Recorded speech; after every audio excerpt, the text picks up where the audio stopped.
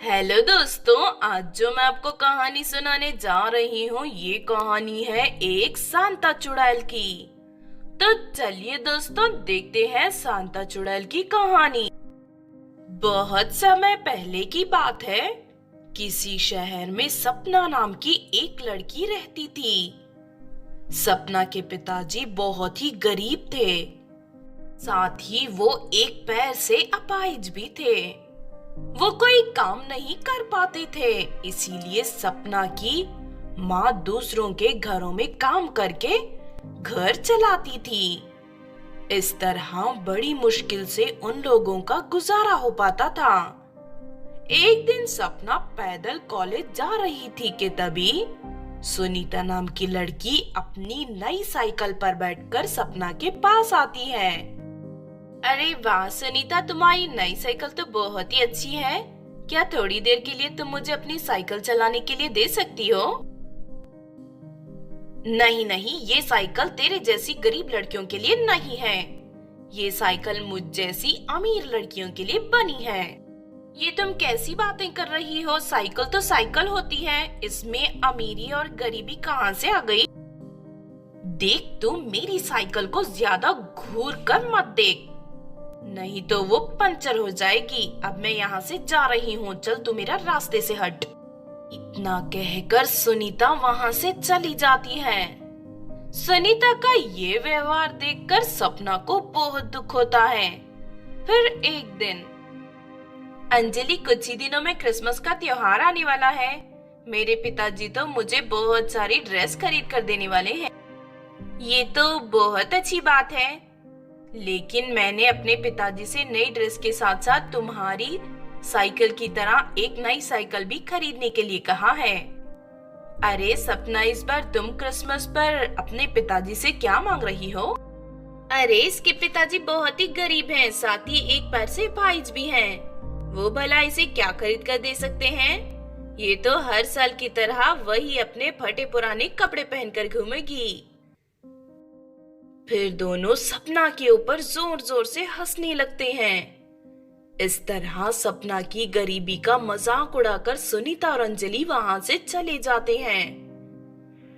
अपनी बेइज्जती होते देख सपना को बहुत बुरा लगता है और वहां एक पेड़ के नीचे बैठकर रोने लगती है। लेकिन तभी उस पेड़ के ऊपर रहने वाली चुड़ैल ये सब देख लेती है। उसे सपना पर बहुत दया आती है। फिर एक रात अपने कमरे में उदास बैठी सपना क्रिसमस के बारे में सोच रही थी।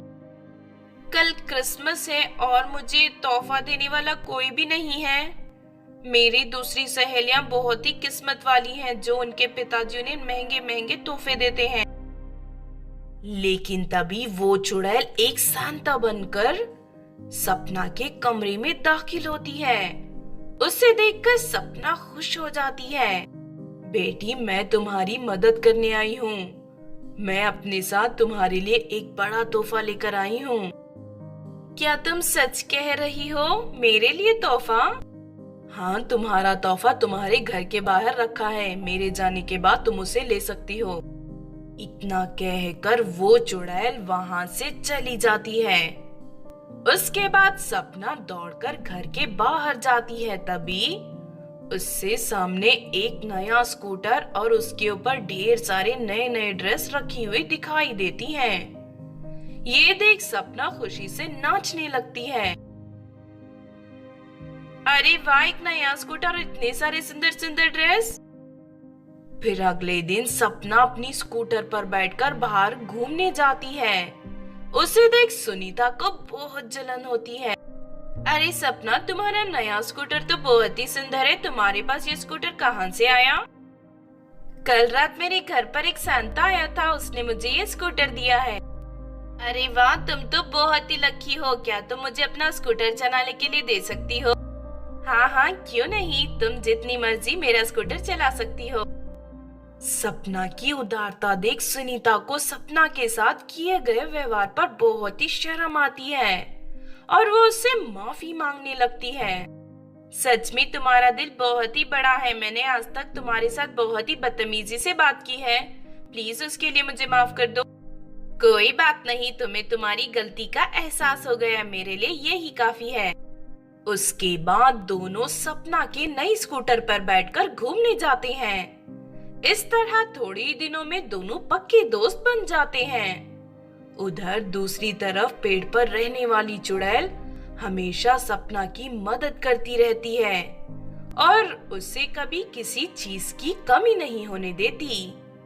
इस तरह सपना की जिंदगी खुशियों से भर जाती है और वो हंसी खुशी अपने माता पिता के साथ रहने लगती है। तो आपने देखा दोस्तों सांता चुड़ैल की कहानी। इस कहानी से हमें ये सीख मिलती है कि हमें कभी भी अपनी अमीरी का घमंड नहीं करना चाहिए। अगर ये कहानी आपको अच्छी लगी हो तो जरूर लाइक करें और हमारे चैनल छोटू टीवी को सब्सक्राइब भी कर लें। और हाँ दोस्तों, हमें कमेंट करके जरूर बताना कि आपको कहानी कैसी लगी।